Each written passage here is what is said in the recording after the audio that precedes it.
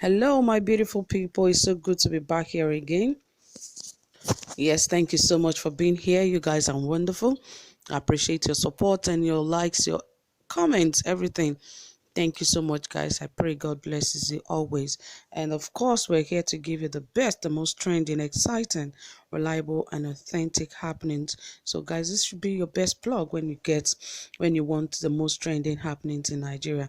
And of course, we know the latest happenings in Nigeria have been on the NSAS protest.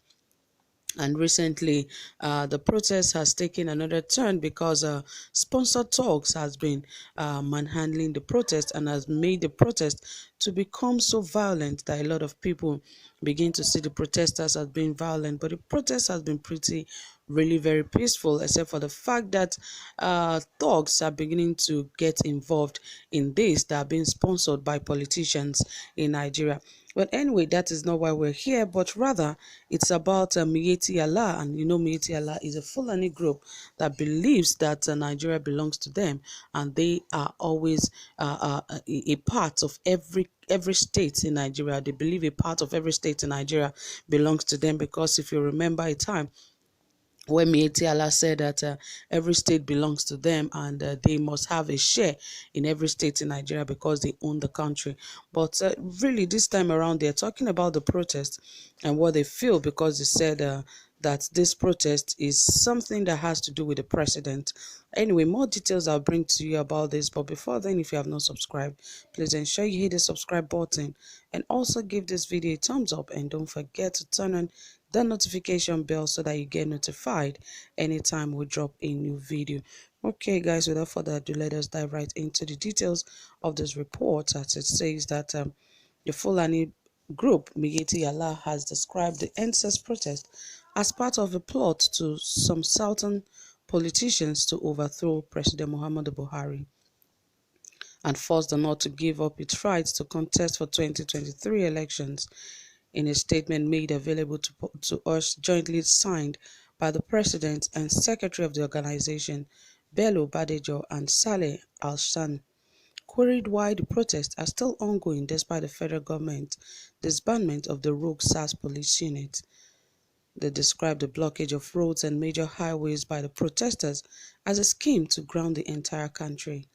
The protests have undoubtedly yielded the desired result, with the government accepting their genuine demands and working to address all of them.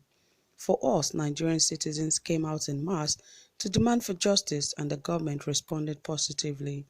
It's therefore unacceptable for the protesters to now involve blocking of roads, thereby denying other citizens the right to use the roads. This is an attempt to ground the country and create more suffering in the midst of COVID-19 pandemic, the statement read in part.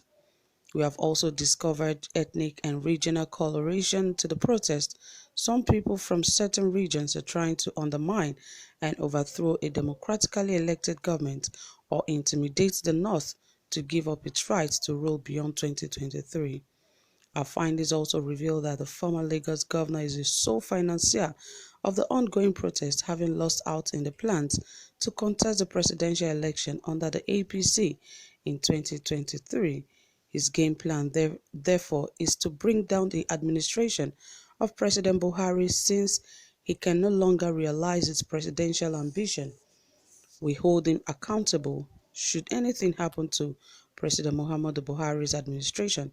To avoid this, he must immediately put the protest to an end, while the federal government puts in modalities to address the challenges confronting the nation. The only former governor of Lagos State, widely rumored to nurse a 2023 presidential election ambition is Bola Tinubu. He has, however, issued a statement denying any involvement in the NSAS protest. Well, you know, these guys are just extremists, because they believe that this has to do with tribalism, or it has to do with the South and even the North. But really, that is not the aim of this protest.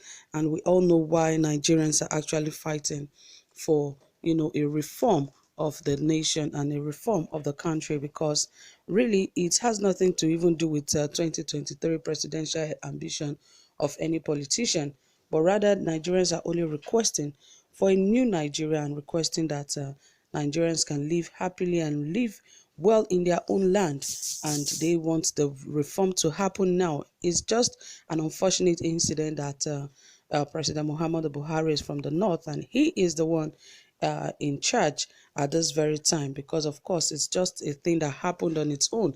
It wasn't really pre-arranged or pre-planned. It just came on board and just happened just like that. And of course it is because the suffering has gotten to another level, gotten to the extent that most Nigerians cannot really bear. Because if you check out the difference of how things were between 2015 and 2020, most of them are over 100% hike. Some are over 125% hike. What kind of a nation would do a thing like that? And that is what Nigerians are clamoring and crying for, that things cannot continue like this. In 5 years, how can things be 100% hiked and nobody is saying anything about it? And that is why people are clamoring, not that anyone is really precisely after the president or wants him down.